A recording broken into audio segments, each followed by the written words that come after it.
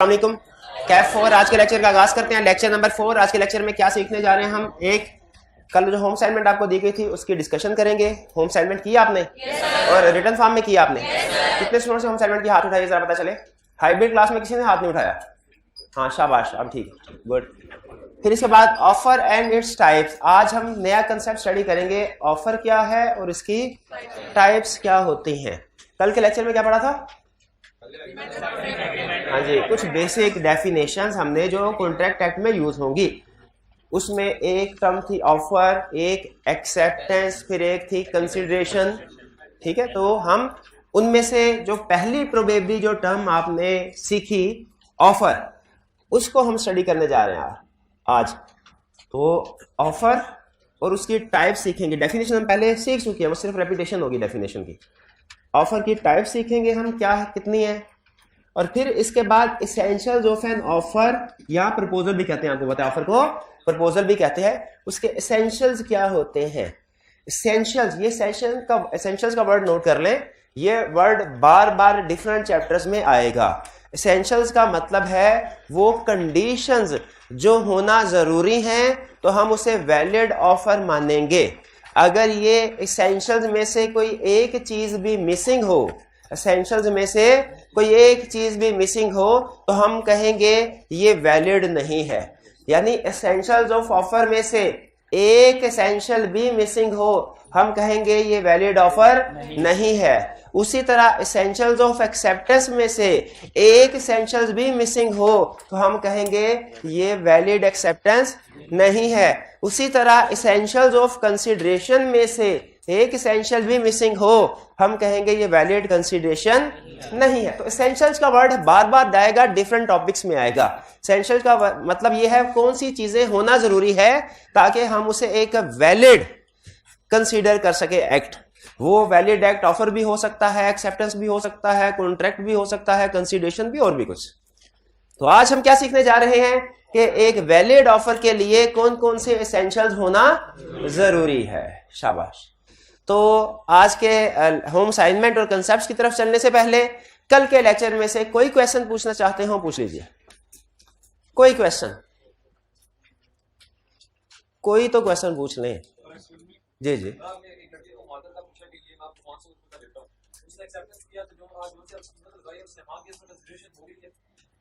अच्छा, अगर मैंने इनको ऑफर की कि क्या ये मार्कर आप 500 में खरीदते हैं, इन्होंने कहा यस, तो ये मैंने मेरी तरफ से ऑफर होगी थी इनको, इन्होंने एक्सेप्टेंस कर दे दी, तो कॉन्ट्रैक्ट हो गया। क्वेश्चन आपका ये है कि क्या ये कंसीडरेशन हो गई? देखिए, ये कंप्लीट आपका क्वेश्चन नहीं है। कंसीडरेशन तय पा गई, कंसीडरेशन तय पा गई, लेकिन कंसीडरेशन अभी ट्रांसफर नहीं हुई। ठीक है, तय पा गया हमारा कि क्या टर्म्स एंड कंडीशन है, लेकिन ट्रांसफर नहीं। ट्रांसफर कब होगी? जब ये 500 रुपये मुझे अदा कर देंगे। ठीक है, तो ये इनकी तरफ से कंसीडरेशन अदा हो गई, और जब मैं मारकर इनको हैंडओवर कर दूंगा, ये मेरी तरफ से कंसीडरेशन अदा हो गई। ठीक है, कंसीडरेशन जाहिर है जो तय पाई है, दोनों पार्टीज का एक दूसरे को कंसीडरेशन अदा करना जरूरी है। लेकिन कौन सा बंदा पहले कंसीडरेशन अदा करेगा, कौन सा बाद में, ये कॉन्ट्रैक्ट की टर्म्स एंड कंडीशन पे डिपेंड करता है। कंसीडरेशन होना जरूरी है, लेकिन कंसीडरेशन कब पे की जाएगी? बाज़ औक़ात पार्टी ए पहले पे कर देती है, बाज़ औक़ात पार्टी बी कंसीडरेशन पहले पे कर देती है, बाज़ औक़ात दोनों पार्टी साइमल्टेनियसली पे करती हैं। तो कंसीडरेशन डिसाइड कॉन्ट्रैक्ट में हो जाएगी, लेकिन पे वो बाद में होगी, और depending on terms and condition पे होगी कि हमने एक दूसरे से कॉन्टैक्ट करते हुए, निगोशिएशन करते हुए क्या तय किया। क्लियर जी? और कोई क्वेश्चन? हाँ, जब कभी क्वेश्चन में वो कोई बात पूछता है कि आप क्या एक्शन ले सकते हैं, क्या कोर्स ऑफ एक्शन है आपके पास, क्या रेमेडीज हैं आपके पास, तो डेफिनेटली उससे मुराद लीगल कोर्स ऑफ एक्शन ही होता है। ठीक है,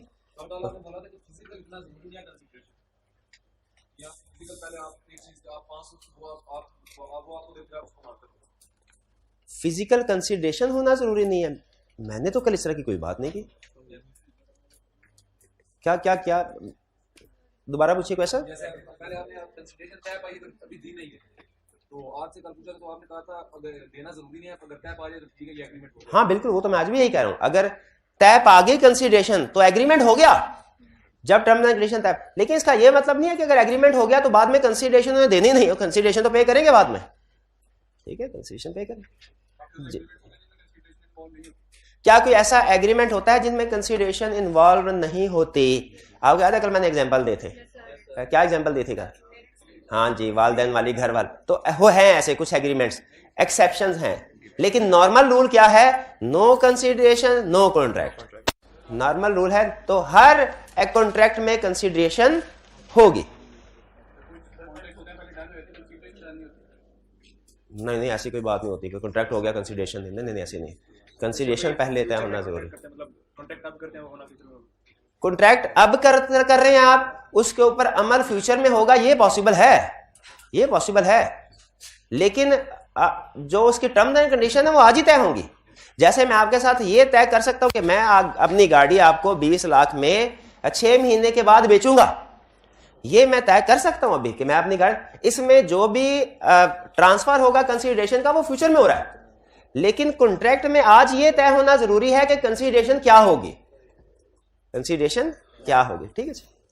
और कोई क्वेश्चन जी? सर अगर कोई एग्रीमेंट इलीगल हो, इम्पॉसिबल, डोमेस्टिक या रिलीजियस हो और इसमें एडवांस पेमेंट हुई हो तो बाय लॉ उसकी रिटर्न पॉसिबल है?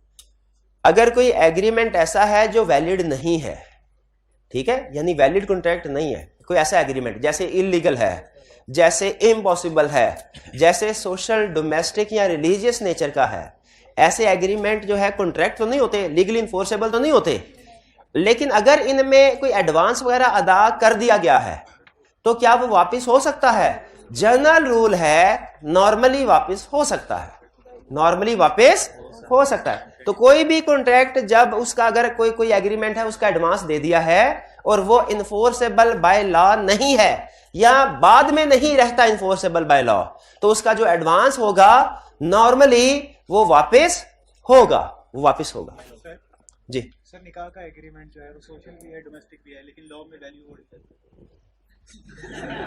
सही, अच्छा सवाल है। नेक्स्ट क्वेश्चन और क्या क्वेश्चन? असल में चीजों के ऊपर सिर्फ कॉन्ट्रैक्ट एक्ट अप्लाई नहीं होता ना, तो वो जो एग्रीमेंट जिसकी आप मिसाल दे रहे हैं उसके ऊपर कोई और एक्ट अप्लाई होता है जो हमारे सिलेबस में नहीं है। दुनिया में कोई एक ही एक्ट थोड़ा ही है। और क्या क्वेश्चन? नहीं, वो आप पढ़ना तो चाहते हैं लेकिन हमारे सिलेबस में नहीं है, इसलिए मैं उसके ऊपर कोई कमेंट नहीं कर सकता। हाँ जी, और कोई क्वेश्चन? चलिए आज के लेक्चर की तरफ चलते हैं। सबसे पहले प्रैक्टिस क्वेश्चन, ठीक है। अब ये आपकी जिंदगी की पहली केस स्टडी है लॉ की, बिजनेस लॉ की, जो आप अटेम्प्ट करने जा रहे हैं, इसलिए क्वेश्चन की इंफॉर्मेशन को भी गौर से पढ़ना है और फिर इसको प्रेजेंट अटेम्प्ट कैसे करना है वो भी आपने गौर से सुनना है। क्वेश्चन 1 है जी, पार्ट है, 2 पार्ट है, ए और बी, इसको आपने अलग अलग सॉल्व करना है। और आपको शायद नहीं पता, मैं बता दूं, एग्जाम में भी क्वेश्चन नंबर 1 के अगर 2 पार्ट्स हैं, ए और बी, पार्ट 1A अलहदा अटेम्प्ट करेंगे किसी और सफे पे और पार्ट 1B नेक्स्ट पेज पे अटेम्प्ट करेंगे। अलहदा अलहदा पेज पे क्वेश्चंस अटेम्प्ट करने होते हैं। आपने जो क्वेश्चंस अटेम्प्ट करने हैं, और ना सिर्फ क्वेश्चन बल्कि पार्ट्स भी, पार्ट्स ऑफ द क्वेश्चन भी अलहदा अलहदा पेज पे अटेम्प्ट करने हैं। सिर्फ MCQ सारे के सारे सेम पेज पे अटेम्प्ट कर सकते हैं। पार्ट ए जी, Adeel offers to sell his furniture to Babar for ₹50,000। ये लाइन पढ़ ली मेरा भाई, पढ़ ली कि नहीं पढ़ ली? शुक्र है। इसमें ऑफरर कौन है? ऑफरी कौन है? बाबर। कंसिडरेशन क्या है? नहीं, अदील के लिए कंसिडरेशन है 50,000 और बाबर के लिए कंसिडरेशन है फर्नीचर। शाबाश, ठीक है। बदले में जो मिल रहा है ना, समथिंग इन रिटर्न जो मिल रहा होता है हमें, वो कंसिडरेशन है। यहां तक क्लियर हो गया आपको? इस क्वेश्चन आगे चलते। Babar accepts this offer, Babar ने इस ऑफर को एक्सेप्ट कर लिया, ठीक है, कर लिया तो ये प्रॉमिस बन गया, बिल्कुल ठीक है। और चूंकि कंसिडरेशन भी है, एग्रीमेंट हो गया। और चूंकि इसमें कोई ऐसी चीज हमें नजर नहीं आ रही जिसे पता चले इम्पॉसिबल है, जिसे पता चले इलीगल है, जिसे पता चले सोशल, डोमेस्टिक है, रिलीजियस, तो इसका मतलब ये इन्फोर्सेबल बाय लॉ भी हो गया। तो ये कॉन्ट्रैक्ट बन गया, यहां तक बन गया कॉन्ट्रैक्ट। अब याद रखें, आप जब तक एक्सेप्टेंस नहीं देते ना, उससे पहले पहले कोई भी पार्टी खत्म कर सकती है इस डीलिंग को, इस ऑफर को। लेकिन जब एक्सेप्टेंस हो गई, कॉन्ट्रैक्ट बन गया, कॉन्ट्रैक्ट बनने के बाद कोई भी पार्टी उससे बैकआउट नहीं कर सकती। अगर बैकआउट करते हैं तो कहा जाएगा इसने कॉन्ट्रैक्ट को तोड़ा, ब्रीच ऑफ कॉन्ट्रैक्ट। और जो पार्टी ब्रीच ऑफ कॉन्ट्रैक्ट करती है उसे कहते हैं अब आप डैमेजेस पे करें, हर्जाना अदा करें। हर्जाना सुना आपने? हर्जाना अदा करें। यहां तक कॉन्ट्रैक्ट हो गया। Subsequently Adeel refuses to sell the furniture. Adeel ने फर्नीचर सेल करने से इनकार कर दिया। अब हम कहेंगे promisor refuse to perform his promise. Promisor refuse to perform his promise. General word में लिखना चाहें तो यू कह लें, स्पेसिफिकली लिखना चाहें तो कह लें हाँ ठीक है, Adeel refuse to perform his promise. Can Babar take any action against Adeel? बिल्कुल ले सकता है। क्या एक्शन ले सकता है? वो केस फाइल कर सकता है, किस चीज का? For breach of contract. और क्लेम कर सकता है क्या? डैमेजेस। डैमेजेस, हर्जाना क्लेम कर सकता है। वो हर्जाना क्या होगा, हर्जाना कितना होगा, ये हमारे इस चैप्टर की डिस्कशन नहीं है, बाद में बढ़ने। ये केस स्टडी क्लियर हो गई? कोई प्रॉब्लम इसमें? कोई प्रॉब्लम नहीं। हाइब्रिड क्लास में कोई प्रॉब्लम? कोई स्टूडेंट बता दे, माइक के जरिए कोई स्टूडेंट जवाब दे दे इसका। चलिए शाबाश। जो आप कह रहे हैं कॉन्ट्रैक्ट अगर तोड़ेगा तो सर उस पे लीगल एक्शन होगा। सर ये कॉन्ट्रैक्ट रिटन होना जरूरी है, ओरल भी होगा? क्या ये कॉन्ट्रैक्ट जो है, क्वेश्चन ये स्टूडेंट का, रिटन होना जरूरी है या कि ओरल भी हो सकता है? इसका जवाब है ये कोई भी जो कॉन्ट्रैक्ट है वो रिटन भी हो सकते हैं, ओरल भी हो सकते हैं। इससे कॉन्ट्रैक्ट की वैलिडिटी पे कोई फर्क नहीं पड़ता। अगर कॉन्ट्रैक्ट ओरल है फिर भी अगर एक पार्टी मुकरती है आप उसके खिलाफ लीगल एक्शन ले सकते हैं। ठीक है। अब आपके जहन में ये सवाल पैदा होगा कि अगर कोई ओरल वर्बल कॉन्ट्रैक्ट है तो फिर उसको कोर्ट में साबित कैसे किया जाएगा? वो साबित हो जाता है, गवाह होते सबूत होते हैं, साबित हो जाता है। वो साबित करना हमारे सिलेबस में नहीं है, आपने कमेंट करना है सिर्फ। तो जो रिटन एग्रीमेंट्स हैं वो भी इक्वली वैलिड, ओरल एग्रीमेंट्स भी इक्वली वैलिड। क्लियर हुई ये बात? बस एक जगह पे जाके कहता है चंद एक कॉन्ट्रैक्ट ऐसे हैं जिनका रिटर्न होना जरूरी होता है। चंद एक कॉन्ट्रैक्ट ऐसे हैं जिनका रिटर्न होना जरूरी, जैसे आपने देखा प्रॉपर्टी वगैरह के जो कॉन्ट्रैक्ट्स होते हैं वो नॉर्मली रिटर्न फॉर्म में ही होते हैं, वो जुबानी कलामी नहीं होते। तो चंद एक कॉन्ट्रैक्ट, लेकिन वो कौन से कॉन्ट्रैक्ट्स हैं वो बाद में स्टडी करेंगे जी।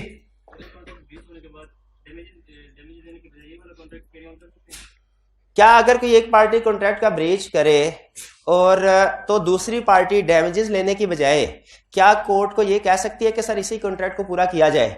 यस, कह सकती है, कह सकती है। उसे कहते हैं suit for specific performance. Specific performance कर सकती है। लेकिन ज्यादातर हमारे सिलेबस में जो क्वेश्चंस होंगे, बल्कि ज्यादातर क्या तकरीबन सारे, वो डैमेजेस की तरफ ही जाएंगे। ये सूट फॉर स्पेसिफिक परफॉर्मेंस पहले हमारे सिलेबस में होता था कंसेप्ट, अब नहीं है। लेकिन बहरहाल आपने क्वेश्चन पूछा, मैंने बता दिया, अच्छा है, हमें नई चीज सीखने को मिल गई। B, Adeel invites Babar to dinner. Babar accepts the invitation but fails to turn up. वो आता नहीं है। फेल्स टू टर्न अप का मतलब क्या है? वो आ नहीं पाता। Can Adeel take any action against? भैया अदील ने खाना शाना बनाया होगा, वो तो सारा जाया हो गया, क्या कोई एक्शन ले सकता है? तो क्यों नहीं ले सकता? सोशल एग्रीमेंट, सोशल नेचर का एग्रीमेंट है, और नॉर्मली सोशल नेचर के एग्रीमेंट में intention to create legal relationship नहीं। अच्छा, अब एक चीज सुन ले प्रेजेंटेशन के पॉइंट ऑफ व्यू से। आपकी हर लॉ की केस स्टडी की दो हेडिंग्स बनेंगी, एक बनेगी डिसीजन और एक बनेगी बेसिस ऑफ डिसीजन। डिसीजन में आप यस या नो लिखा करेंगे। Yes, action can be taken, no, action can not be taken. Yes, this is a valid contract, no, this is not a valid contract.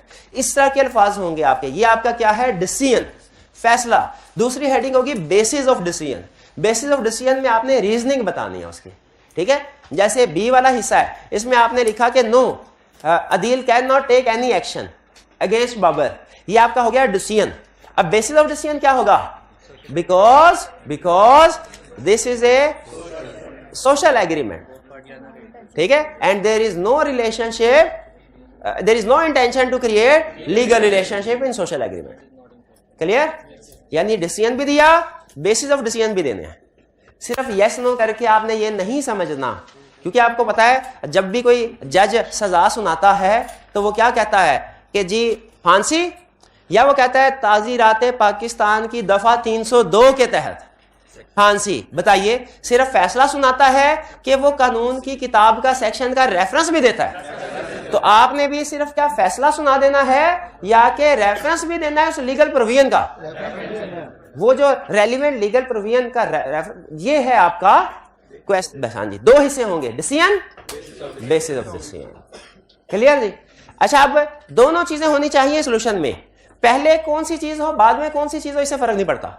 I cap के solution में कभी वो decision पहले, कभी बेसिस ऑफ डिसीजन, इससे फर्क नहीं पड़ता। दोनों चीजें होनी चाहिए, डिसीजन भी और। तो ये फर्क समझ आ रहा है आपको? डिसीजन और बेसिस। होम साइन, एक ही होम असाइनमेंट थी। हाँ, वो लीगल प्रोविजन। अच्छा, आपने सिर्फ ये चीज ध्यान में रखनी है कि केस स्टडी को सॉल्व करते हुए दो चीजें लिखनी है। बाकी जैसे जैसे आप सोल्यूशन पढ़ते जाएंगे ना, आपको ऑटोमेटिकली खुद ही सीखते जाएंगे कि आपने उनको प्रेजेंट कैसे करना है, डिसीजन को कैसे लिखना है, बेसिस ऑफ डिसीजन को कैसे लिखना है। ये आपकी खुद ट्रेनिंग होती जाएगी जैसे जैसे आप सोल्यूशन को पढ़ते जाएंगे। जॉइंट पे जैसे सोल्यूशन दिया, तो इसमें हम लॉ के जो सेक्शन के रेफरेंस होते हैं वो नहीं लिखते, उन सेक्शंस में क्या कंसेप्ट लिखा हुआ है वो लिखते हैं। ठीक है? हाँ जी, बिल्कुल बिल्कुल। लेकिन हर क्वेश्चन को अटेम्प्ट करने के बाद आपने उसका सजेस्टेड सॉल्यूशन लाजमी देखना है, ताकि आपको पता चल जाए जो आपकी ड्राफ्टिंग है वो एग्जामिनर की रिक्वायरमेंट के मुताबिक है कि नहीं। ठीक है? और जहां कहीं थोड़ा बहुत फर्क हो ना, तो आप अपने आप को कोशिश करें कि जो सजेस्टेड सॉल्यूशन के मुताबिक ढाल लें। मैं ये नहीं कह रहा कि एग्जैक्ट उसके अल्फाज को कॉपी करें, स्टाइल उसका अपनाएं। ठीक है? जैसे कुछ स्टूडेंट कहते हैं सर हम डिसीजन भी लिखेंगे, बेसिस ऑफ डिसीजन भी लिखेंगे, तरतीब आपने कहा अपनी मर्जी से कर ले पहले। मैंने कहा बिल्कुल। तो कहने लगा सर, एक स्टूडेंट कहने लगा सर मैं हेडिंग भी नहीं दूंगा, तो चलेगा? मैं कहा ठीक है, चलेगा वो भी, कि डिसीजन भी लिख दें, बेसिस ऑफ डिसीजन भी लिख दें, हेडिंग नहीं भी दी, चलेगा वो भी। लेकिन जब आप सजेस्टेड सॉल्यूशन पढ़ रहे होंगे तो उनमें आपको हेडिंग नजर आ रही होगी, तो ऑटोमेटिकली आपकी भी आदत बन जाएगी कि जब कभी सॉल्यूशन देना है हेडिंग देके लिखना है। हेडिंग्स देके लिखना ज्यादा बेहतर है। अब क्यों? देखिए, सारी चीजें ना आपको इसी टाइम पे एक्सप्लेन नहीं की जा सकती। अब ये छोटी छोटी केस स्टडी जिनमें सिर्फ फॉर एग्जांपल एक प्रॉमिस है, आगे चल के आप देखेंगे केस स्टडीज बड़ी हो जाएंगी, उनमें बाजू का 2-2, 3-3 प्रोमिसेस आएंगे। तो वहां पे कैसे पता चलेगा कि आप किस वाले प्रॉमिस पे कमेंट कर रहे हैं? हेडिंग देना वहां पे जरूरी हो जाएगा, यहां पे जरूरी नहीं है, वहां पे जरूरी हो जाएगा। तो आपको वही एक अप्रोच बताई जाती है जो कि कंप्रीहेंसिव हो। तो वो क्या है? जब कभी आपने केस स्टडी को सॉल्व करना है, हेडिंग्स दे दें, डिसीजन और बेसिस ऑफ डिसीजन जैसे सॉल्यूशन के साथ जरूर कंपेयर करें। छोटे छोटे अल्फाज जो है ना, उनका फर्क हमेशा आएगा, ये आपको बताया केस स्टडी में, लेकिन जो मेन कंसेप्ट है उसका फर्क नहीं होना चाहिए। चलिए जी, अब हम चलते हैं अपने नेक्स्ट कंसेप्ट की तरफ, जो कि है ऑफर एंड इट्स। ऑफर की डेफिनेशन वही जो कल पढ़ी थी, when one person shows his willingness to do और not to do something to obtain his consent. सिर्फ ये है कि एडिशन है, कंसेंट कहते हैं रजामंदी, तो उसे ऑफर कहते हैं। ठीक, अब ये है टाइप्स ऑफ ऑफर। ऑफर की टाइप्स, ऑफर की 3 टाइप्स होती हैं हमारे सिलेबस में। कितनी टाइप्स हैं? 3 टाइप्स। पहली ऑफर की टाइप है स्पेसिफिक ऑफर, दूसरी है जनरल ऑफर, तीसरी है counter offer. 3 types, specific offer, general offer, counter offer. ठीक है? 3। स्पेसिफिक ऑफर का रूल है कि ये वो ऑफर है जो किसी स्पेसिफिक पर्सन को की जाए, स्पेसिफिक पर्सन को की जाए, उसे कहते हैं स्पेसिफिक ऑफर। इसको सिर्फ वही पर्सन एक्सेप्ट कर सकता है जिसको ऑफर की गई है। ठीक? जनरल ऑफर, ये इसका अपोजिट समझे स्पेसिफिक का। जनरल ऑफर किसी स्पेसिफिक इंडिविजुअल को नहीं की जाती, बल्कि लार्ज नंबर ऑफ पर्संस को, अब जनरल पब्लिक को, वाइड पर्संस को, वाइड रेंज ऑफ पर्संस को की जाती है। जनरल ऑफर ऐसा है जो कि टू वर्ल्ड एट लार्ज या जनरल पब्लिक को की जाती है। स्पेसिफिक ऑफर स्पेसिफिक इंडिविजुअल को, जनरल ऑफर जनरल पब्लिक को। स्पेसिफिक ऑफर स्पेसिफिक इंडिविजुअल को, और जनरल ऑफर जनरल बहुत से लोगों को की जाती है। इसका मतलब यह हुआ जो भी पर्सन इस ऑफर की कंडीशंस को मीट करेगा वो उस ऑफर को एक्सेप्ट कर सकता है। ठीक है? समझा जाएगा, उसकी तरफ से ऑफर एक्सेप्ट हो गई। इन दोनों में फर्क समझ आया? चलिए फर्ज कीजिए अगर इन भाईजान को मैं ये कहता हूं कि अगर आपने हमारे पहले टेस्ट में हाईएस्ट मार्क लिए तो आपको 500 रुपया इनाम दिया जाएगा, ठीक है? हाँ भाई, एक्सेप्ट करते हैं चैलेंज? ये चैलेंज मिसाल दे रहा हूं। ये है कौन सी ऑफर? Specific offer. ये एक्सेप्ट कर सकते हैं। लेकिन अगर मैंने ऑफर इनको की, साथ वाले भाई भी जज्बाती हो गए कि सर मैं भी एक्सेप्ट करता हूं, तो मेरी डील, मेरा कॉन्ट्रैक्ट किसके साथ फाइनल हुआ? पहले वाले के साथ के साथ वाले भाई के साथ? पहले वाले भाई के साथ, क्योंकि ये स्पेसिफिक ऑफर थी। और अगर आप मेरे अल्फाज गौर से सुनिएगा, मेरे अगर अल्फाज ये होते क्लास में जो भी स्टूडेंट हाईएस्ट मार्क्स लेगा टेस्ट 1 में उसे 500 रुपीज का प्राइज दिया जाएगा। अब ये मेरी ऑफर क्या किसी स्पेसिफिक पर्सन के लिए है? कि बहुत से लोगों के लिए, जनरल पब्लिक, बहुत से लोगों के लिए, ठीक है? इसको हम कहते हैं जनरल पब्लिक। अब इसका मतलब यह है कि अब हमारी क्लास में बैठे जितने भी स्टूडेंट्स हैं, इनमें से जिसको भी हाईएस्ट मार्क्स आ गए वो मेरे से 500 रुपीज क्लेम कर सकता है, लीगली भी क्लेम कर सकता है। ये है अच्छा, अब ये जनरल ऑफर है। जनरल ऑफर याद रखें पूरी दुनिया को करना जरूरी नहीं है। जनरल ऑफर का मतलब सिर्फ इतना है, मोर देन 1 पर्सन। वो 10 भी हो सकते हैं, वो 100 भी हो सकते हैं, वो लाख भी हो सकते हैं, 2 भी हो सकते हैं। लेकिन याद रखें अगर दो लोग बैठे और मैं तो फिर अगर मैं इस तरह कर देता हूं कि नाम लेके कि मैं ऑफर करता हूं कि आप मिस्टर ए या मिस्टर बी खरीदेंगे, तो फिर ये स्पेसिफिक ऑफर ही समझी जाएगी, क्योंकि इसको मिस्टर ए या मिस्टर बी ही एक्सेप्ट कर सकते हैं, ठीक है? अच्छा, अब यहां पे ध्यान में रखिए, स्पेसिफिक ऑफर और जनरल ऑफर में फर्क समझ आ गया आपको? स्पेसिफिक ऑफर किसको की जाती है? स्पेसिफिक पर्संस को। General offer general public at large को। स्पेसिफिक ऑफर को वही एक्सेप्ट कर सकता है जिसको ऑफर की गई है, जनरल ऑफर को कोई भी एक्सेप्ट कर। अच्छा मुझे ये बताइए, ये अल्फाज जरा गौर से सुनिएगा। मैंने कहा बिजनेस लॉ की क्लास है ना, मैंने कहा बिजनेस लॉ की क्लास में कि जो भी स्टूडेंट फर्स्ट सेट जो हमारा फर्स्ट होगा टेस्ट, उसमें हाईएस्ट मार्क्स लेगा उसको 500 रुपए का इनाम मिलेगा। ये जो भी स्टूडेंट, ये कौन सी ऑफर है? General offer. अच्छा, एक स्टूडेंट हमारी क्लास का ही था लेकिन एब्सेंट था, उसने ये अनाउंसमेंट नहीं सुनी, अगले दिन उसने टेस्ट दिया, उसको अनाउंसमेंट का नहीं पता, उसके हाईएस्ट मार्क्स आ गए, उसको अनाउंसमेंट का नहीं पता था। हाईएस्ट मार्क्स जब आगे टेस्ट वापस हो गए तो उसके दोस्तों से कहा मुबारक हो, तुम्हें तो 500 रुपए का इनाम जीत लिया। उसने कहा इनाम कौन सा? उनका तुम्हें पता नहीं है, सर ने अनाउंस किया था क्लास में। कहा उस दिन तो मैं क्लास में था ही नहीं। अब वो 500 रुपया क्लेम करने के लिए आ गया, क्या मैं लीगली उसे 500 रुपया अदा करने का पाबंद हूं? इसका जवाब है नो। इसका जवाब है नो। रीजन सुनने, मैं कमेंटली कर रहा हूं आगे, सिर्फ डिसीजन नहीं बता रहा, बेसिस ऑफ डिसीजन भी बता रहा हूं। मैंने कहा था जो कोई भी, बिल्कुल यही कहा था, जो कोई भी क्लास में, लेकिन ऑफर का असूल होता है क्या? ऑफर ऑफरी को कम्युनिकेट होना जरूरी है। ऑफर ऑफरी को कम्युनिकेट होना जरूरी है। और लफ्ज कम्युनिकेशन को भी एक्सप्लेन किया गया। उन्होंने कहा इसका क्या मतलब है? इसका मतलब यह है कि उस पर्सन के नॉलेज में यह बात आ जाए कि प्राइस है। अगर किसी पर्सन के नॉलेज में चीज आ जाए तो हम कहते हैं ये उसको कम्युनिकेट हो गई। अब चूंकि खुद मुझे बताइए, क्या जो स्टूडेंट आज की क्लास में एब्सेंट था जब मैंने अनाउंसमेंट की, उसको ये ऑफर कम्युनिकेट हुई? उसके नॉलेज में आई? जब उसको ऑफर कम्युनिकेट नहीं हुई, क्या वो एक्सेप्टेंस दे सकता है? क्या वो एक्सेप्टेंस नहीं दे? जब ऑफर ही नहीं है, एक्सेप्टेंस में नहीं, जब एक्सेप्टेंस नहीं है, कॉन्ट्रैक्ट हो सकता है? कोई कॉन्ट्रैक्ट नहीं हो सकता। लीगल पॉइंट जहन में आया? हाँ, अगर फर्ज कीजिए कि मैंने अनाउंस किया और टेस्ट से पहले कोई स्टूडेंट, उसका दोस्त उसको बता दे यार तुम आए नहीं थे क्लास में, सर ने आज ये अनाउंसमेंट की है, तो इसको समझा जाएगा ऑफर कम्युनिकेट हो गई, क्योंकि जनरल ऑफर है ना, तो ये उसके नॉलेज में आ गई तो ऑफर कम्युनिकेट। लेकिन अगर ऑफर कम्युनिकेट नहीं हुई तो नो ऑफर, नो ऑफर तो नो एक्सेप्टेंस, नो एक्सेप्टेंस तो नो कॉन्ट्रैक्ट। ये पॉइंट समझ आ रहा है आपको? अच्छा पॉइंट है ना, कम्युनिकेट होना जरूरी है। चलिए, स्पेसिफिक ऑफर और जनरल ऑफर में फर्क क्लियर हो गया आपको? ठीक है, अगर 2 स्टूडेंट्स के हाईएस्ट मार्क्स आ गए, बिल्कुल, तो मैंने तो दोनों को प्राइज मिलेगा। एक कंपनी थी, एक अब आपको एक रियल एग्जांपल देता हूं, आपने मुझे बताना है कि इसमें क्या वो जो पार्टी है क्लेम कर सकती है कि नहीं। एक फार्मास्यूटिकल कंपनी थी, उसने एक मेडिसिन बनाई, एक वैक्सीन बनाई।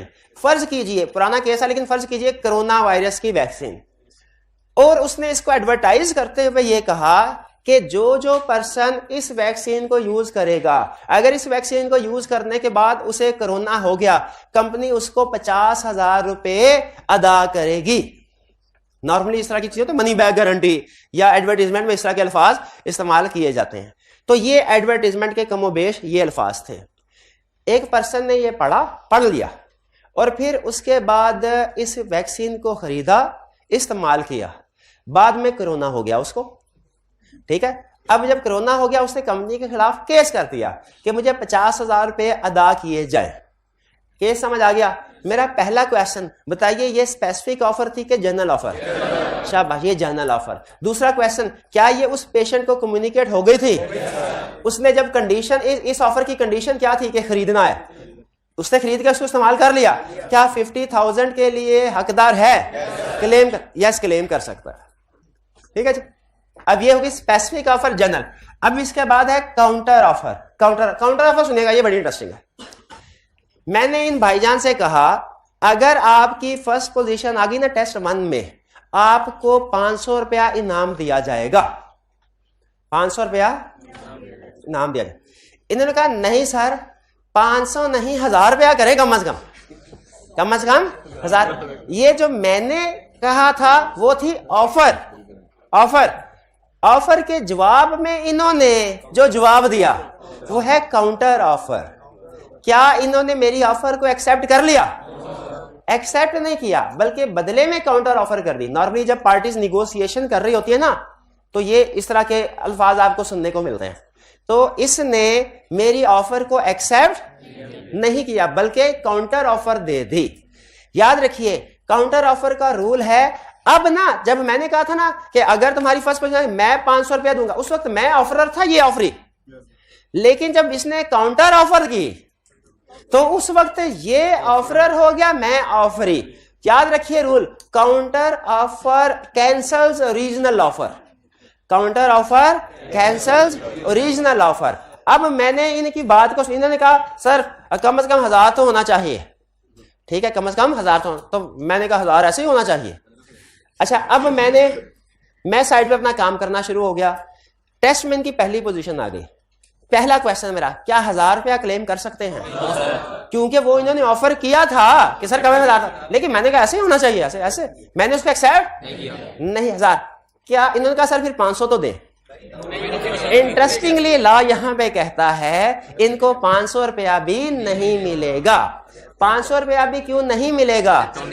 एक्सेप्ट नहीं किया। शाबाश। ये इससे प्रीवियस अटेम्प्ट में उसने ये केस स्टडी बनाई थी, अच्छी केस स्टडी बनाई थी इसी कंसेप्ट के ऊपर कि जब आप काउंटर ऑफर करते हैं ना तो ओरिजिनल ऑफर कैंसल हो जाती है। अगर काउंटर ऑफर एक्सेप्ट ना की जाए तो कोई कॉन्ट्रैक्ट नहीं है, ना काउंटर ऑफर की बेस पे ना ओरिजिनल ऑफर की बेस पे। ऑफर एक्सेप्ट कर भी दे और काउंटर ऑफर भी कर दे, ऑफर एक्सेप्ट कर भी दे और काउंटर, ऐसे नहीं हो सकता कि ऑफर एक्सेप्ट कर भी ले और काउंटर ऑफर भी कर ले, नहीं ना। अच्छा, अगर जी ये जो बोली लगाते हैं, हाँ जी, ये भी तकरीबन यही है। इसको भी हम आज के लेक्चर में एंड में डिस्कस करेंगे। अच्छा, छोटे जी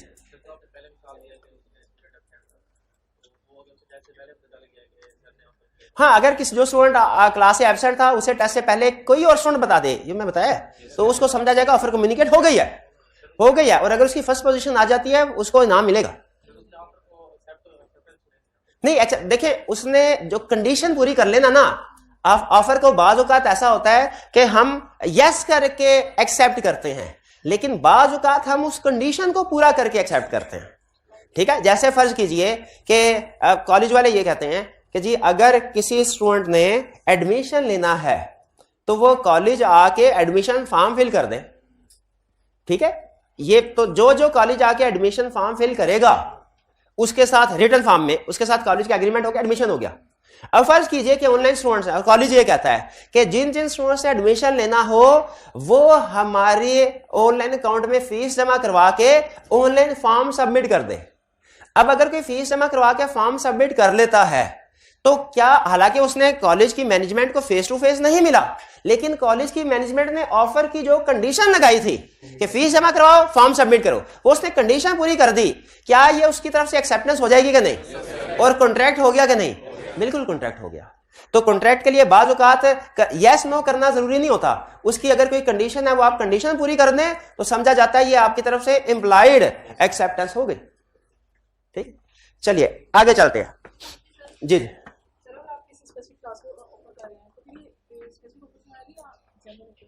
देखिए, अगर मैंने ऑफर की कि इस क्लास में जितने भी स्टूडेंट्स हैं टेस्ट 1 में अगर जिसके हाईएस्ट मार्क्स आए प्राइज मिलेगा, तो वो सिर्फ इसी क्लास के स्टूडेंट्स के लिए है, वो जनरल ऑफर है। लेकिन जनरल ऑफर सिर्फ एक स्पेसिफिक कैटेगरी के लिए, वो 7 वाली क्लास के स्टूडेंट्स के लिए ऑफर नहीं है। आपने स्पेसिफिक का कंसेप्ट इंडिविजुअल के साथ जोड़ना है। स्पेसिफिक का, अगर जैसे मैं कहता हूं सिर्फ लाहौर के शहरियों के लिए ये ऑफर है, तो क्या स्पेसिफिक ऑफर हो जाएगी? ये जनरल है। जनरल ऑफर भी स्पेसिफिक कैटेगरीज को की जा सकती है, रहेगी ये जनरल, लेकिन किसके लिए? सिर्फ लाहौर के शहरियों के लिए। स्पेसिफिक का वर्ड आप नॉर्मली यहां केस स्टडी में ना हमारे सिलेबस में वो स्पेसिफिक इंडिविजुअल की तरफ जाएगा इसको, वरना आप स्पेसिफिक ऑफर को स्पेसिफिक टू इंडिविजुअल भी कह सकते हैं, स्पेसिफिक टू क्लास भी कह सकते हैं, स्पेसिफिक टू सिटी भी कर सकते हैं, स्पेसिफिक टू कंट्री भी कर सकते हैं। ठीक है, लेकिन केस स्टडी में वो आपको स्पेसिफिक और जनरल का फर्क जब पूछेगा कि सिंगल को की है कि मल्टीपल्स को। चलिए आगे जी। स्पेसिफिक और काउंटर ऑफर में थर्ड पर्सन कम्युनिकेट कर सकते हैं?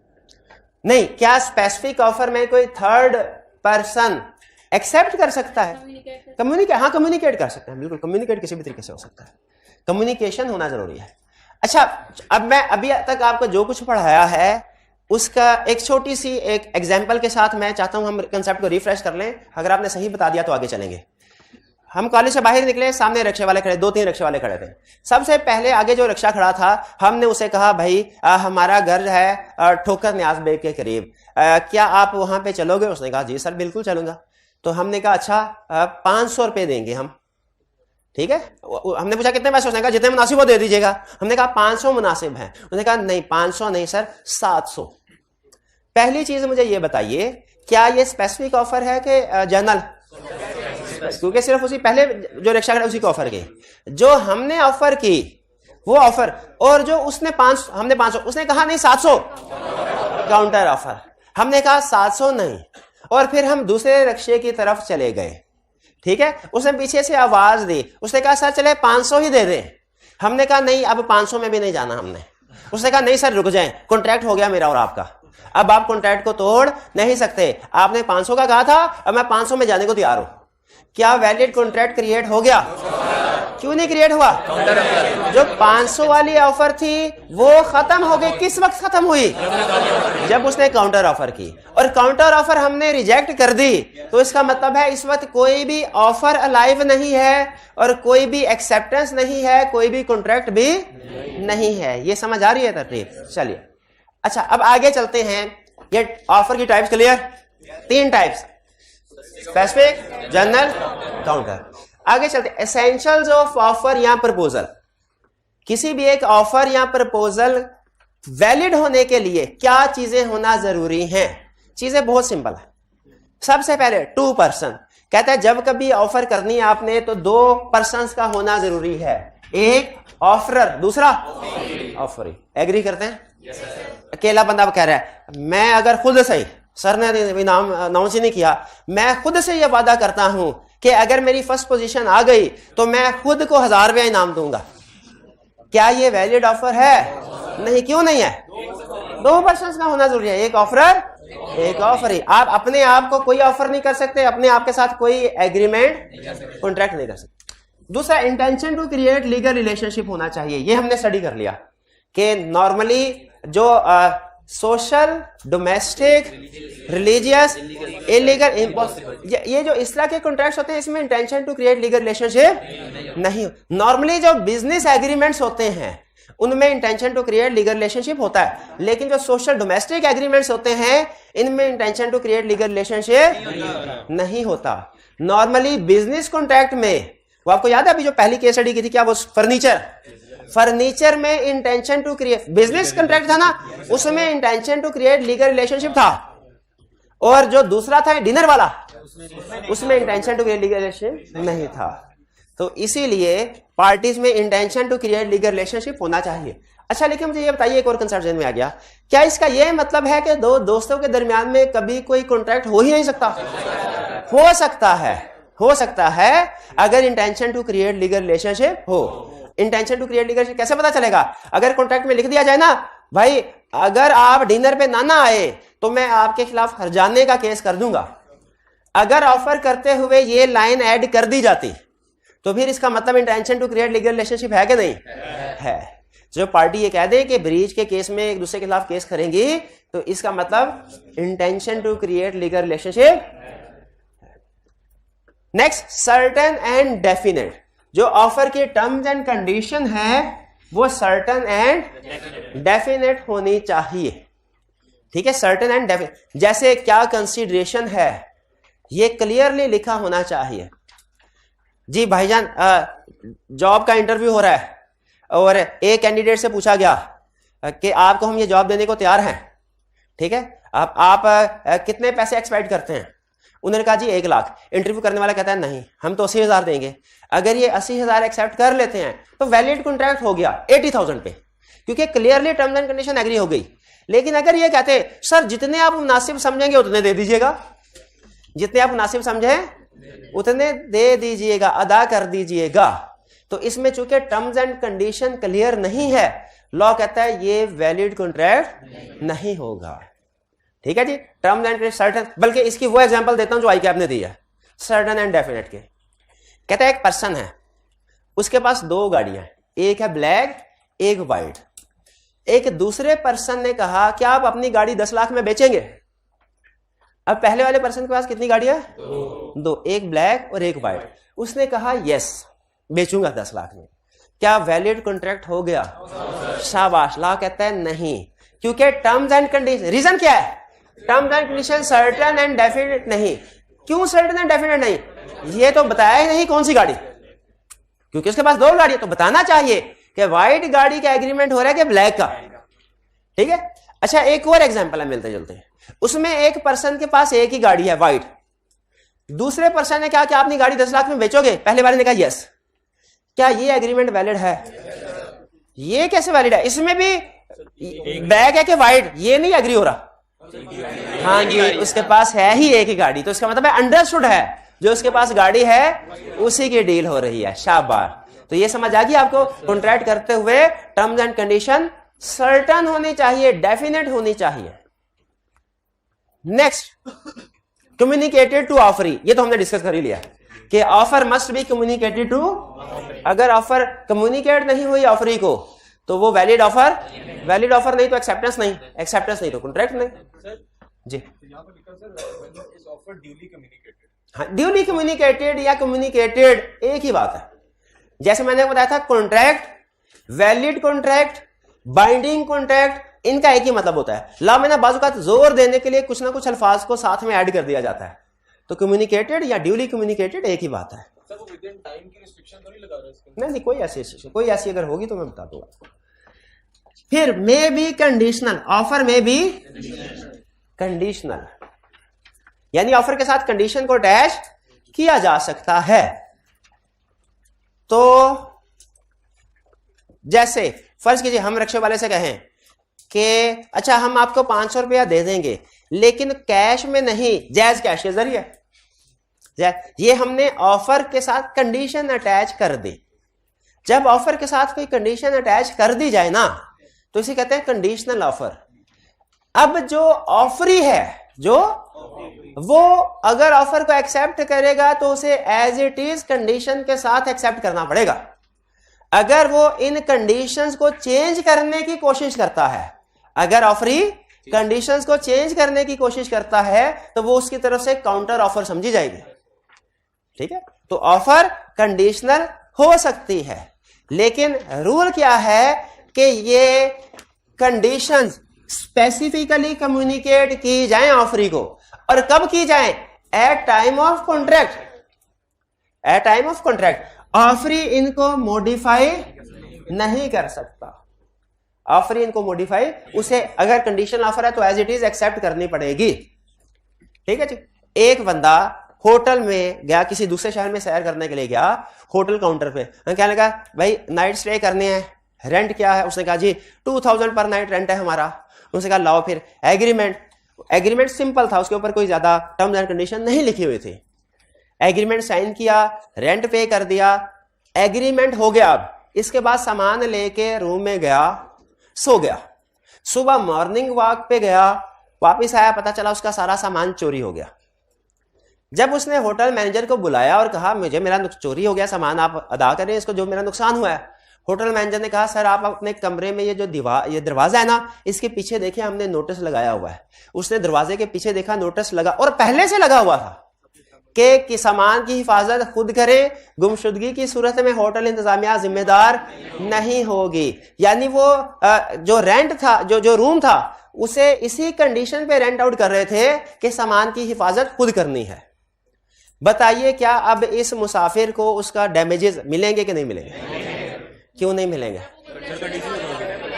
कितने स्टूडेंट्स का ख्याल है कि डैमेजेस नहीं मिलेंगे उस गेस्ट को, और कितने स्टूडेंट्स का ख्याल है डैमेजेस मिलेंगे?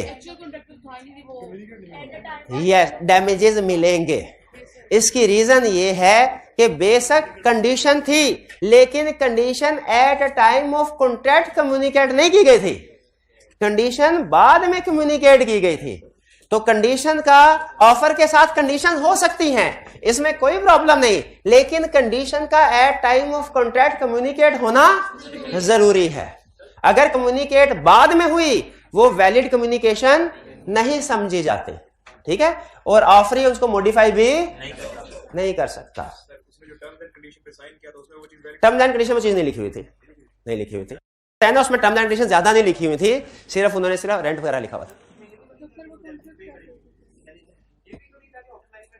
हाँ, ये भी नहीं था होटल मैनेजमेंट, लेकिन आपने जहां पे स्टे कर रहे होते हैं तो वहां पे उसकी निगरानी करना, उसकी सिक्योरिटी का ख्याल रखना उनकी जिम्मेदारी होती है। जैसे आप हॉस्टल में रहते हैं तो उसको मेंटेन करना इंतजामिया की जिम्मेदारी होती है।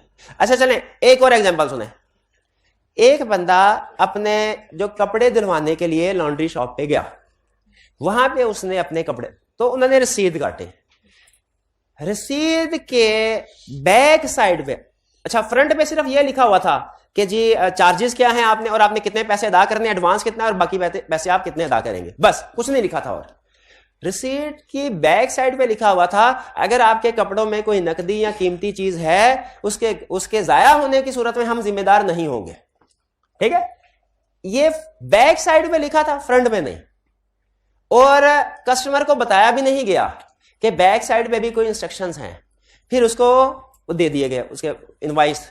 बाद में पता चला कुछ कीमती चीजें थी, नकदी थी, जो कि उस मालिक को, जो कपड़ों के मालिक था, उसे वापस नहीं मिली। क्या वो क्लेम फाइल कर सकता है? क्लेम फाइल कर सकता है। कितने स्टूडेंट का ख्याल कर सकता है? कितनों का ख्याल नहीं कर सकता? जो कह रहे हैं कर सकता है, क्यों कर सकता है? क्योंकि कम्युनिकेट हो गया था, कम्युनिकेट नहीं हुई थी ये कंडीशन। शाबाश, कम्युनिकेट नहीं हुई थी, हालांकि लिखा हुआ था पेज पे, लेकिन कहाँ? बैश, शाबाश। अब सुने, सिमिलर केस, मिलता जुलता, सारे फैक्ट सही, फर्क सिर्फ यह है कि अब की बात जो इनवाइस काट के दी गई ना, उसमें इनवाइस में पहले पेज पे ही जिस पे एडवांस वगैरह लिख के कस्टमर को दिया, लिखा हुआ था कि terms and condition back page पे लिखी गई हैं, उनको रीड कर लें। अब बताइए क्या कंडीशंस कम्युनिकेट समझी जाएंगी? अब समझी जाएंगी, शाबाश। अच्छा एक और आखिरी क्वेश्चन प्रैक्टिस में से निकाल के आपके सामने। बैंक में अकाउंट खुलवाने के लिए गए, उन्होंने आपको फॉर्म दिया, वो 10 जगहों पे साइन करने थे, और उसमें से 8 सफ़ों के ऊपर छोटे छोटे अल्फाज में चीजें लिखी हुई थी। आप पढ़े बगैर साइन करते गए। आपने कहा छोटी छोटी चीजें ये कौन पढ़ता है? पढ़े बगैर जहां जहां मैनेजर ने कहा साइन करते गए। क्या वो कंडीशन कम्युनिकेटेड समझी जाएंगी कि नहीं? हाँ जी, समझी जाएंगी। क्लियर? तो ये हमने 2-3 एग्जाम्पल के जरिए से समझा कि कम्युनिकेटेड टू ऑफर का क्या मतलब है, और ऑफर में भी कंडीशनल। क्लियर? आगे चलते हैं। Invitation to offer is not offer, इसका क्या मतलब है? इन्विटेशन टू ऑफर, मुझे पहले बताया, बाकी की कंडीशन समझ आ गई? समटाइम कुछ ऐसे एक्ट्स होते हैं, एक है इन्विटेशन टू ऑफर, एक है ऑफर, दोनों में फर्क है। प्रैक्टिकली इसकी छोटी सी एग्जांपल आपके देता हूं। आपने अक्सर अखबार में इश्तिहार पढ़ा होगा टेंडर नोटिस की हेडिंग के साथ, जिसमें वो ये कहते हैं, बाजू का नोटिस होता है और ये लिखा होता है कि कंपनी को इस सामान की जरूरत है, जो भी सप्लायर हमें ये सामान सप्लाई कर सकते हो वो अपनी अपनी कोटेशंस भेजे कि वो किस रेट पे सप्लाई। अब प्रैक्टिस में होता क्या है, जितने भी सप्लायर्स होते हैं वो अपनी अपनी कोटेशंस कंपनी को भेजते हैं, कंपनी उनमें से देखती है जिसकी कोटेशन सबसे कम हो उसके साथ एग्रीमेंट कर लेता है। क्वेश्चन मेरा ये है, इस सारे प्रोसेस में वो जो अखबार में इश्तिहार आया टेंडर नोटिस कि जो हमें माल सप्लाई कर सकते हैं वो अपनी अपनी कोटेशन भेजे, ये टेंडर नोटिस ऑफर था या कि इनविटेशन टू ऑफर? ये इनविटेशन टू ऑफर, ये कंपनी की तरफ से इनविटेशन टू ऑफर था। वो जो भेजा कोटेशन सप्लायर ने वो ऑफर है, वो ऑफर है, और जो कंपनी ने इसको एक्सेप्ट, मिनिमम को एक्सेप्ट कर लिया वो कॉन्ट्रैक्ट बन गया।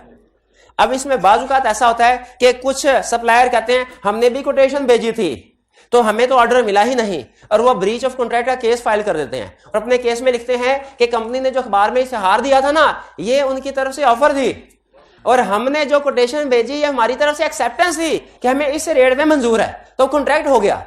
लॉ कहता है यहां पे कॉन्ट्रैक्ट नहीं हुआ क्योंकि ये इन्विटेशन टू ऑफर थी। इन्विटेशन टू ऑफर में और ऑफर में फर्क है। अब अगली एग्जांपल, ये लॉ ने 4-5 एग्जांपल्स दी हुई हैं, इन एग्जांपल्स को हमने हमेशा इन्विटेशन टू ऑफर ही ट्रीट करना है। क्लियर हो गई? ये आ गया।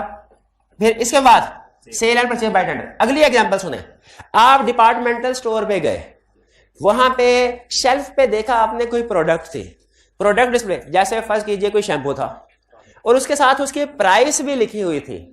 आपने उसे शेल्फ से उठाया और काउंटर पे ले गए। काउंटर पे उस बंदे ने कहा सॉरी सर जी ये फॉर सेल नहीं है, ये फॉर सेल। आपने काउंटर क्लर्क से पूछा भाई ये अब मेरा और आपका कॉन्ट्रैक्ट हो चुका है, अब आपको ये प्रोडक्ट सेल करना ही पड़ेगी, क्योंकि अब आप क्या कह रहे हैं, आपका पॉइंट ऑफ व्यू क्या है? क्योंकि डिपार्टमेंटल स्टोर वालों ने शेल्फ पे जब इस प्रोडक्ट को शो करवाया और प्राइस लिख दी, ये इनकी तरफ से ऑफर है, और जैसे ही मैंने उठाया ये मेरी तरफ से एक्सेप्टेंस है, तो वैलिड कॉन्ट्रैक्ट, क्या वैलिड कॉन्ट्रैक्ट क्रिएट हुआ? लॉ कहता है नहीं हुआ, क्योंकि ये डिपार्टमेंटल स्टोर की तरफ से जो चीजें डिस्प्ले की जाती है ना, ये इनविटेशन टू ऑफर है। इसके जरिए आपको इनवाइट किया जा रहा है कि आप ऑफर दें। आपने जब प्रोडक्ट को उठाया काउंटर पे लेके गए, ये आपकी तरफ से ऑफर है, और जब काउंटर क्लर्क स्कैन करता है ना, वो उसकी तरफ से एक्सेप्टेंस होती है। स्कैन करना इज इक्वल टू एक्सेप्टेंस, तो ये भी इनविटेशन टू ऑफर है। इनविटेशन टू ऑफर की दूसरी एग्जांपल क्या हुई? Display of goods in store. इसी तरह फर्ज कीजिए कि आपने अपना ईमेल अकाउंट ओपन किया और आपको पता चला एक पब्लिशर की तरफ से ईमेल आई है कि अगर आप बुक्स बाय करना चाहते हैं, हमारे पास ये वाली बुक्स अवेलेबल है, अगर आप बुक्स बाय करना चाहते हैं इनमें से कोई भी तो हमें कॉन्टैक्ट कीजिए, नीचे ईमेल नंबर पर लिखा है। अब आपने उनको कहा कि मुझे ये बुक भेज दीजिए, दूसरी तरफ से जवाब आया सॉरी सर ये बुक तो सोल्ड आउट हो चुकी है, अब हमारे पास नहीं है। आपने कहा नहीं है तो ब्रीच ऑफ कॉन्ट्रैक्ट हो गया, क्योंकि आपने जो ईमेल भेजी थी वो ऑफर थी, जो मैंने आपको कहा ये बुक भेज दो, मेरी तरफ से एक्सेप्टेंस थी, कॉन्ट्रैक्ट हो गया। लॉ कहता है नहीं, ये जो प्राइस लिस्ट सर्कुलेट की जाती है ना, सर्कुलेशन ऑफ प्राइस लिस्ट, ये क्या है? Invitation to offer. जो आप अपनी तरफ से भिजवाते हैं उसको सेलेक्ट करने के बाद, ये ऑफर है, और जब वो बंदा कंफर्म कर देगा, डिस्पैच कर देगा, वो एक्सेप्टेंस होगी। ये सर्कुलेशन ऑफ प्राइस लिस्ट क्या है? Invitation to offer.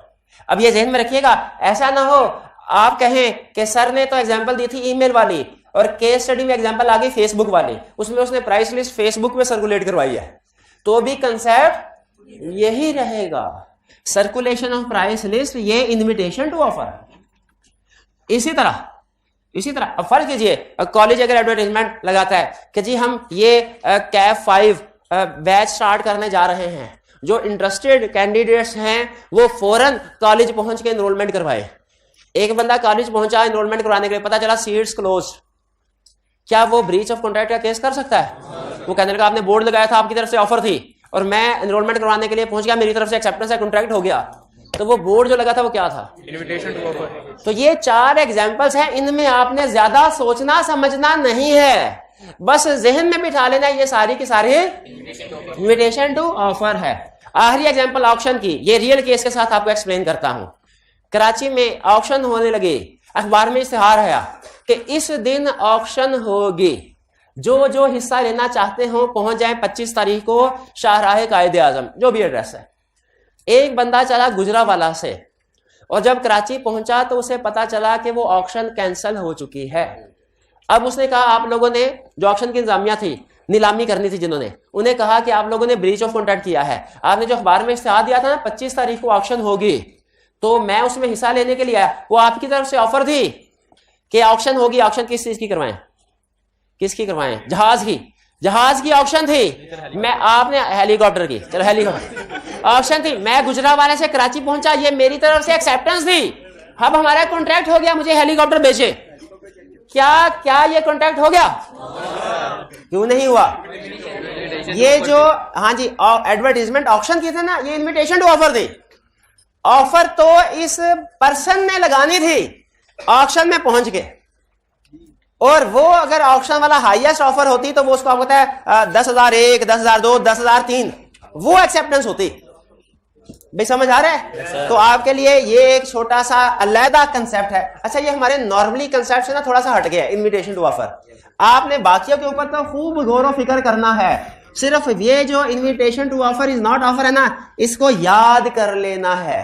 इसको हल्का सा समझ में, जितना को मैंने समझाया है इससे ज्यादा नहीं समझना, वरना ये किसी दूसरे कंसेप्ट के साथ मिक्स हो सकता है। मेरी बात समझ आए? चलिए क्विकली रिवाइज करते हैं। आज के लेक्चर में हमने क्या सीखा? आज के लेक्चर में हमने 2 कंसेप्ट सीखे, ऑफर की टाइप्स और एसेंशियल्स ऑफ ऑफर। ऑफर की कितनी टाइप्स हैं? 3। कौन कौन सी? Specific offer, general offer, counter. Specific offer किसको की जाती है? इंडिविजुअल, वही एक्सेप्ट करता है। जनरल ऑफर किसको की जाती है? जनरल पब्लिक को, कोई भी एक्सेप्ट कर सकता है। काउंटर ऑफर का इफेक्ट क्या होता है? ओरिजिनल ऑफर कैंसिल हो जाती है। अब एसेंशियल्स ऑफ ऑफर क्या है? 2 पर्संस और intention to create legal certain definite communicated to offering may be condition। Clear? अच्छा मुझे बताइए, आपको पर्सनली इन सारी एसेंशियल में से कौन सा एसेंशियल सबसे ज्यादा पसंद आया? 2%। आईकैप को जो सबसे ज्यादा पसंद आया ना, जो सबसे ज्यादा टेस्टिंग कर रहा है, वो कम्युनिकेटेड टू ऑफरी की टेस्टिंग सबसे ज्यादा कर रहा है। इसलिए इसको ध्यान से आपने समझना है। ये आईकैप सबसे ज्यादा टेस्टिंग कर रहा है। क्लियर जी? आज का लेक्चर कुछ समझ आया? कोई समझ नहीं आया? आपको कैसे पता चला समझ आ गया है? कैसे पता चला? कोई दिमाग के कोई बेल होती है, जैसे कंसेप्ट समझ आया, टक टक की आवाज आती है, पता समझ आ गया। कुछ समझ नहीं आया, कैसे पता चलेगा समझ आया? जब तक केस स्टडीज नहीं करेंगे और वो केस स्टडी ठीक नहीं होंगी तब तक पता नहीं चलेगा। तो आपने मुझे बताना है कि कल कितनी केस स्टडीज आपकी ठीक हुई, कितनी गलत हुई, ताकि मुझे पता चल जाए, हम कैलकुलेट कर लेंगे कितना समझ आया। क्लियर जी? होम असाइनमेंट लाजमी करनी है आपने। आज का लेक्चर यहाँ खत्म करते हैं। अल्लाह हाफिज।